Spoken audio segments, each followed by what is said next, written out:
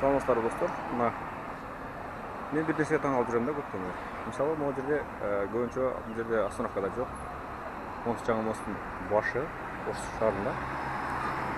Бул жака көбүнчө адамдар бул жака турушчу эле өзү негизи маршрутка кетип. Негизи остановкада эле жок бул жерде. Ал эми гаилер келген учурда гана адамдар бул жака келип монтип туруп калышат да. Ошол учурда бизде эмне остановка гаилерден өтүп турса боло береби? Мисалы үчүн азыр могу немелер келе атат. Маршруткалар, автобустар келе атат. Азыр көрөбүз. Булар каттабады. 13-нчы автобус болот. Гаилерден өтүп токтосо боло берет. Бул кандай түшүнсөк болот?